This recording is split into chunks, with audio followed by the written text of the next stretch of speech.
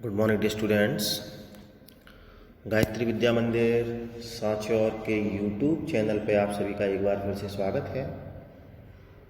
हम यहाँ पे हमारा जो लेसन है क्लास 10th का भोली, हम इसको पढ़ रहे हैं।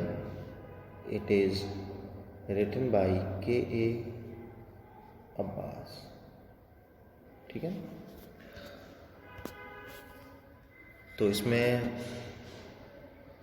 हमने देखा था कि किस प्रकार से भोली विद्यालय जाती है। वहाँ पे उसकी मुलाकात अध्यापिका से होती है। उसकी अध्यापिका जो उसको प्रोत्साहित करती है कि यदि वो पढ़ती रहेगी तो निश्चित रूप से वो सभी दूसरे लोगों की तरह सामान्य तरीके से बोल भी पाएगी और निश्चित रूप से वो समाज में सम्मान पाएगी, क्योंकि जब वो विद्वान हो जाएगी तो निश्चित रूप से सभी लोग जो हैं उसकी बातों को सुनेंगे। इसी बीच उसके पिताजी के पास भोली से विवाह करने के लिए बिशंबर नामक एक व्यक्ति, जो कि एक धनी व्यक्ति है, उसने शादी का प्रस्ताव भेजा है। उसके पिताजी और उसकी माताजी जो हैं वो इस विषय पर चर्चा कर रहे हैं कि क्या बिशंबर से विवाह करना भोली के लिए उचित होगा या नहीं। उसके पिताजी कहते हैं क्योंकि बिशंबर लगभग मेरी उम्र का है और उसकी पहली पत्नी के बच्चे भी अब लगभग बड़े हो गए हैं, इसके साथ साथ वो लंगड़ाता भी है, तो मैं तो ये सोचता हूँ कि हमें जो है पहले भोली से पूछ लेना चाहिए। लेकिन उसकी माँ कहती है कि हमें उससे पूछने की क्या आवश्यकता है, वो तो एक भोली गाय की तरह है, वो मना नहीं करेगी।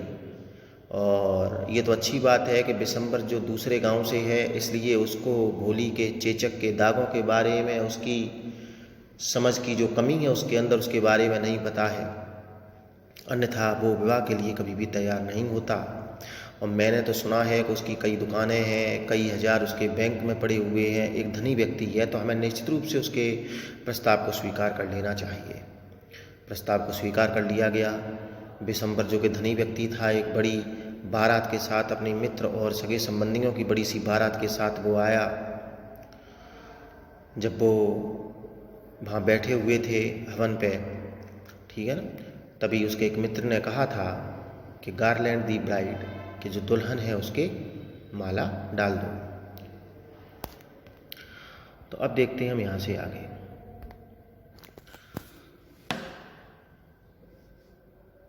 गारलैंड मीन्स होता है माला, ठीक है ना, सीख लेना, समझ लेना, गारलैंड यानी माला।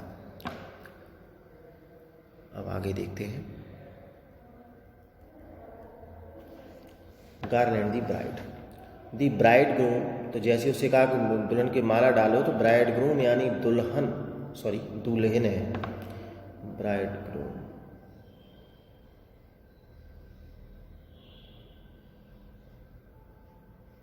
ब्राइड ग्रूम भी कह सकते हैं या केवल ग्रूम भी कह सकते हैं, दूल्हा।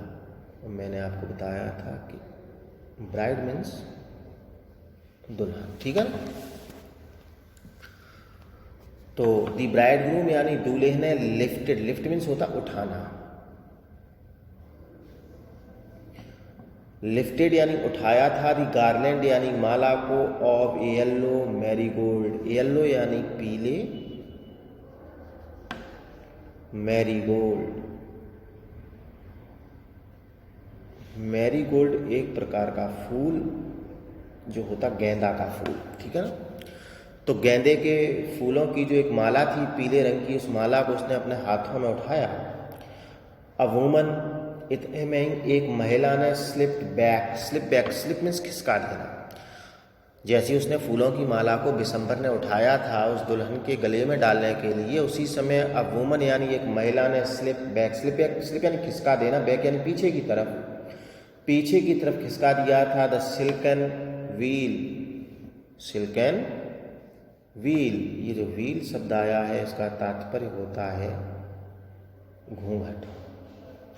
सिल्कन मीन्स होता है रेशम, सिल्कन यानी रेशम, यानी रेशम की साड़ी, यानी रेशम का जो घूंघट उसके चेहरे पर था, उस चेहरे से घूंघट को थोड़ा सा पीछे किसी महिला ने खिसका दिया। फ्रॉम द ब्राइड्स फेस यानी उस दुल्हन के चेहरे से। तो जैसे ही चेहरे से वो घूंघट हटा था, बिशंबर टुक अ क्विक ग्लांस। इतने में बिशंबर ने टुक अ क्विक ग्लांस, क्विक यानी एक तीव्र एक जल्दी से, ग्लांस यानी एक नज़र डाल लेना, एक दृष्टि डाल लेना, देख लेना। जैसे ही चेहरे से वो घूंघट किसी महिला ने पीछे की तरफ खिसकाया था, इतने में बिशंबर ने उस दुल्हन के चेहरे पर एक सरसरी तेजी से एक नज़र डाली। तो जैसे उसने चेहरे को देखा, क्योंकि आपको पता है उसका जो चेहरा था, ठीक है ना, उस पर तो बहुत सारे चेचक के दाग थे, पॉक मार्क्स दे रखे हुए थे, तो चेचक उसको हो गया था। तो जैसे उसने देखा द गार्लैंड, तो जो गार्लैंड जो माला थी वो रिमेंड यानी रह गई थी, पॉइज्ड यानी अटकी हुई, वो अटकी रह गई थी, इन हिज हैंड्स यानी उसके हाथों में, माला एकदम उसके हाथों में अटक गई। द ब्राइड, और दुल्हन ने स्लोली यानी धीरे से, पुल्ड डाउन यानी नीचे खींच लिया था, द व्हील यानी घूंघट को, ओवर हर फेस अपने चेहरे पर। महिला ने पीछे खींच दी तो वो शर्मिंदा होके भोली ने उस घूंघट को धीरे से नीचे की तरफ या चेहरे के सामने खींचा।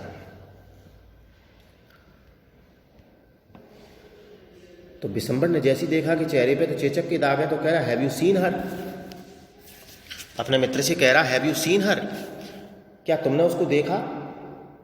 प्रेजेंट परफेक्ट टेंस है, have you seen her. Said Bishambar, Bishambar ने कहा टू द फ्रेंड यानी मित्र से, नेक्स्ट टू हिम जो उसके पास में बैठा हुआ था, नेक्स्ट टू हिम यानी पास में होना, इसके लिए शब्द हम लगा सकते हैं बिसाइड। बिसाइड मीन्स होता है के पास, और एक शब्द और होता है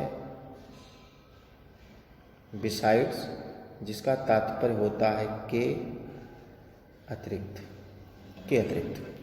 तो जो बिशंबर के पास उसका मित्र बैठा हुआ था, उससे कहा कि क्या तुमने देखा?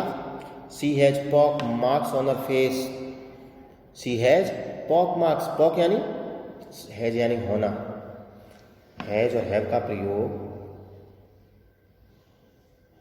प्रेजेंट टेंस में पास में होने के अर्थ में करते हैं, ठीक है ना, कि आई हैव ए पेन, मेरे पास पेन है, आई हैव अर्जेंट वर्क, मुझे एक ज़रूरी काम है, आई हैव कोल्ड, मुझे सर्दी है, इस प्रकार से हम हैव का प्रयोग करते हैं, ठीक है ना। तो और उसी अर्थ में हम यहाँ पे भी हैज़ का प्रयोग किया गया। सी हैज पॉक मार्क्स, उसके चेचक के दाग हैं ऑन हर फेस यानी उसके चेहरे पर।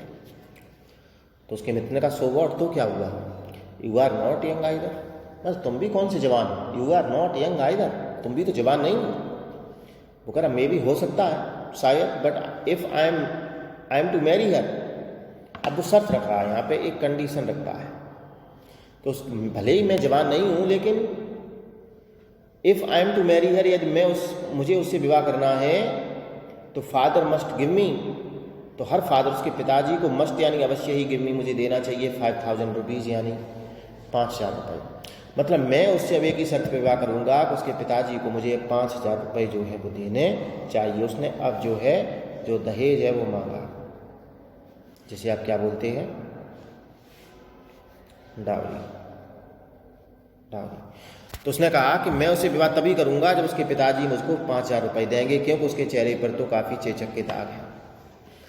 तो रामलाल गया and placed his turban, place means रख देना, प्लेस यानी रख देना। रामलाल गया एंड प्लेस्ड यानी उसने रख दिया, हिज टर्बन अपनी पगड़ी को, हिज ऑनर अपने सम्मान को, एट बिशंबर्स फीट यानी बिशंबर के पैरों में, और कहा do not humiliate me, do not humiliate me. Humiliate का तात्पर्य होता है विद्यार्थियों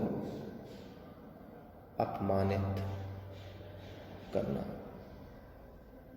कि डू नॉट ह्यूमिलिएट मी, सो मुझे इस प्रकार से अपमानित मत करो। डू नॉट यानी मना करने के लिए। ये आपका जो सेंटेंस है वो इम्परेटिव सेंटेंस है, जो डू नॉट से शुरू होते हैं। किसी भी कार्य को मना करने के लिए डू नॉट का प्रयोग किया जाता है, जैसे do not make a noise, ठीक है ना, इस प्रकार से सेंटेंस बनता है। उसने कहा डू नॉट ह्यूमिलिएट मी, सो मुझे इस प्रकार से अपमानित मत करो। टेक 2000 रुपीज़, मैं आपको 2000 रुपये देता हूँ। टेक 2000 यानी आप 2000 रुपये रख लो।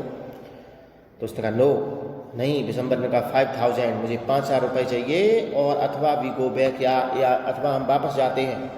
कीप योर डॉटर, कीप यानी रखना, कीप यानी रखो अपनी बेटी को अपने पास ही रखो, हम तो वापस जाते हैं, मुझे तो 5000 रुपये चाहिए, अन्यथा मैं वापस चला जाऊँगा।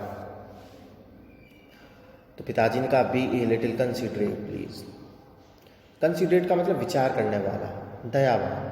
कृपया थोड़े से कंसिडरेट बनो, थोड़े से दयालु बनो। इफ़ यू गो बैक, यदि तुम वापस जाओगे, I can never show my face in the village. I can never show, मैं कभी भी शो नहीं कर सकता हूँ, कभी भी दिखा नहीं सकता हूँ। माई फेस यानी मेरा चेहरा, इन दी विलेज यानी इस गांव में। अगर तुम चले गए तो मेरा इतना अपमान हो जाएगा कि मैं इस गांव में अपने चेहरे को भी नहीं दिखा सकता। तो वो कह रहा है देन आउट विद 5000, तो फिर 5000 रुपये निकालो।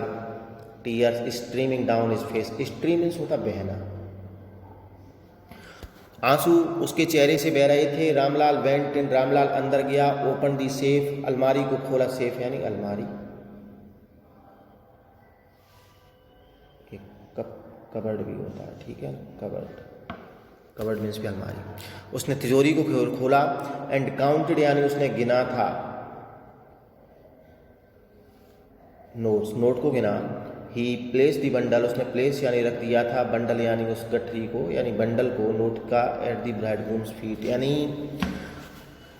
दूल्हे के पैरों के पास उसने ला करके पूरे पैसे गिने और 5000 रुपये जो थे उसके पैरों में रख दिए। ऑन बिसम्बर्स ग्रीडी फेस, ग्रीडी यानी लालची। ऑन बिसम्बर्स ग्रीडी फेस यानी बिसम्बर के लालची चेहरे पर अपीयर्ड यानी प्रकट हुई थी ये ट्रायम्फेंट स्माइल। ट्रायम्फेंट का तात्पर्य होता है विजयी, ट्रायम्फ यानी जीत, विक्ट्री। अ ट्रायम्फेंट स्माइल यानी एक विजयी मुस्कुराहट उसके चेहरे पर प्रकट हुई। मतलब विजयी मुस्कुराहट क्यों? क्योंकि वो जीत गया था। जो भी शर्त रखी थी उस शर्त में कौन जीता था? उस शर्त में बिसम्बर जीत गया था।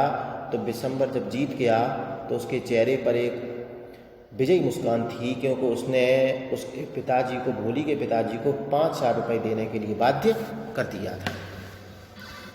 वो लालची व्यक्ति काफ़ी खुश हुआ। He had gambled, gambled means होता है जुआ खेलना, जुआ, जुआ खेलना, ठीक है ना, जो एक गेम ऑफ कार्ड्स, कार्ड्स का एक गेम है, ठीक है ना, खेल है।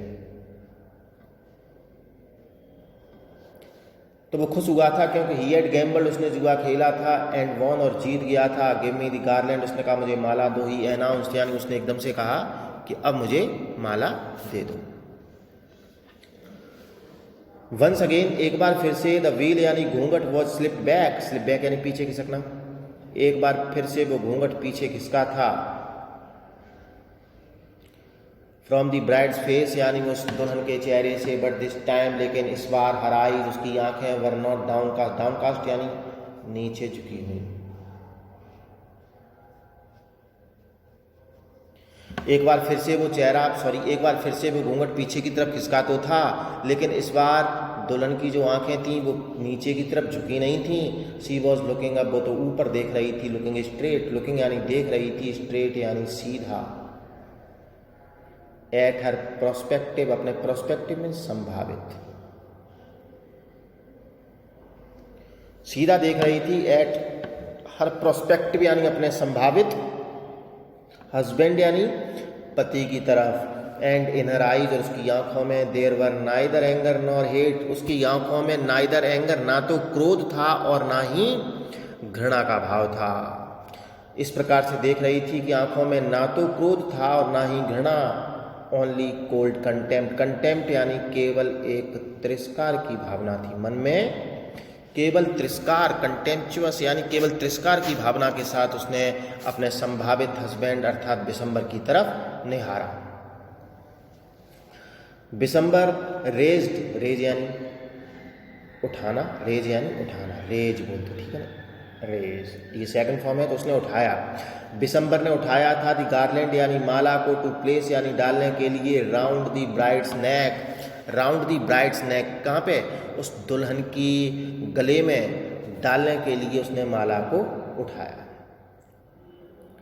बट बिफोर, लेकिन बिफोर यानी इससे पहले कि ही कुड डू सो, इससे पहले कि बिसम्बर ऐसा करता, भोलीज हैंड, भोली का हाथ जो था वो स्ट्रक आउट, स्ट्रक आउट झपटना, भोली का हाथ एकदम से झपटा था। Like a streak of lightning, streak यानी एक, स्ट्रीक ऑफ लाइटनिंग यानी विद्युत की चमक की तरह। एंड दी गार्लैंड, और माला जो था वॉज फ्लंग, उसको फ्लिंग मीन्स फेंक देना, उछाल देना, उसको फेंक दिया गया था ऑन दी फायर यानी इनटू दी फायर यानी आग में। सी गॉट अप, वो खड़ी हुई, and through away the wheel, और अब वो खड़ी हो गई और खड़े होने के बाद उसने अपने व्हील यानी घूंघट को थ्रू अवे यानी फेंक दिया, उतार दिया, हटा दिया। ठीक है ना। तो आज हम इतना ही रखते हैं इसको, और इसके बाद नेक्स्ट जो वीडियो होगा उसमें निश्चित रूप से हम इस लेसन को पूरा ही कंप्लीट कर देंगे, और कंप्लीट करने के बाद इसके जो आपके शुरुआत के जो भी क्वेश्चन हैं वो तो हम पहले से ही आपके डिस्कस कर चुके हैं, ये सभी क्वेश्चन आपके डिस्कस किए हुए हैं। ठीक है।